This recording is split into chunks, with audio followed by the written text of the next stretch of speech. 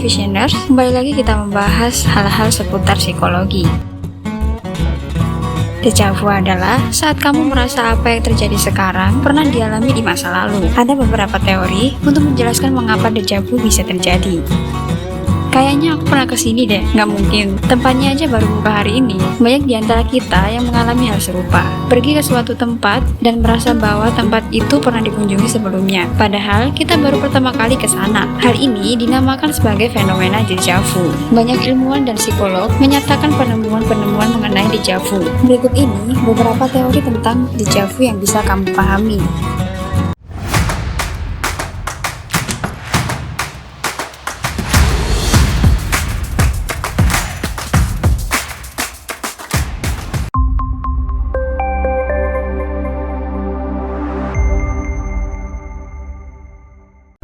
Yang pertama, melalui hipnosis, seorang ilmuwan melakukan tes dengan kata-kata. Pada tahun 2006, seorang ilmuwan di English Memory Group berhasil menciptakan sensasi deja vu di dalam laboratorium terhadap 18 orang peserta. Peserta dihipnosis untuk melihat 24 kata yang dibagi dalam dua kotak. Peserta diberi pemahaman bahwa salah satu kotak sebagai kotak familiar dan satunya lagi tidak. Setelah selesai hipnosis, peserta diperlihatkan semua kata-kata tadi secara acak. 10 orang dari mereka mengaku merasakan sensasi aneh ketika melihat kata-kata yang dikelompokkan dalam kotak familiar ketika hipnosis tadi. Itu merupakan deja vu.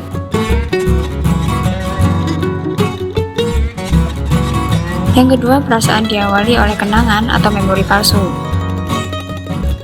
Seorang psikolog terkemuka, Valerie F. Reina, menyatakan perasaan deja vu diawali oleh memori palsu. Ini merupakan diasosiasi memori yang membedakan realitas dari ingatan. Ada berbagai macam pengalaman disasosiatif yang bisa terjadi. Terkadang, kamu tidak bisa memastikannya. Apakah kamu memimpikan sesuatu atau mengalaminya? Apakah kamu melihatnya di film atau terjadi dalam kehidupan nyata? Pasti kamu pernah kan berpikir seperti itu?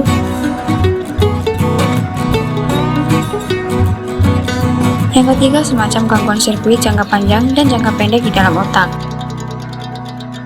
Teori ini menjelaskan terjadinya deja vu adalah informasi baru yang diterima mengambil jalan pintas langsung ke ingatan jangka panjang. Ia melewati mekanisme yang seharusnya, yaitu mekanisme yang digunakan otak untuk menyimpan informasi.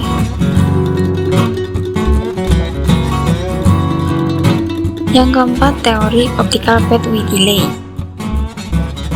Teori ini menghubungkan deja vu dengan umur dan penyakit degeneratif. Proses penerimaan informasi yang diterima berbeda oleh kedua mata. Salah satu mata lebih dulu menerima informasi dan diterima lebih dahulu oleh otak, sehingga mata yang lainnya merasa seperti lebih familiar dengan apa yang dilihatnya saat itu. Namun teori itu terpatahkan, karena ternyata orang buta pun dapat mengalami deja vu melalui indera lainnya, yaitu penciuman, pendengaran, dan perabaan.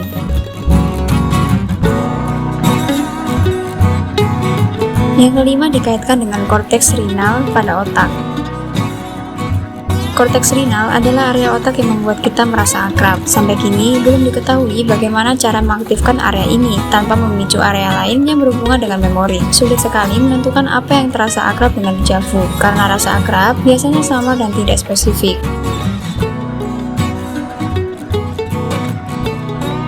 Yang keenam, daerah frontal otak dapat membolak-balikan ingatan kita. Seorang peneliti, Akira O'Connor, menyebutkan bahwa kenangan atau memori palsu mungkin tidak dapat disalahkan dalam terjadinya deja vu.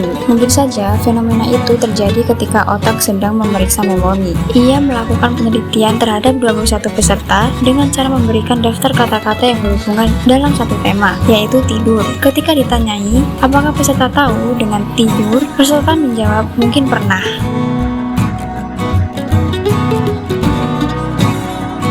Yang ketujuh berhubungan dengan mitos supranatural. Fenomena deja vu sempat memunculkan beberapa teori metafisis. Teori-teori ini menyatakan bahwa deja vu berasal dari kejadian serupa yang pernah dialami oleh diri kita pada kehidupan reinkarnasi sebelumnya.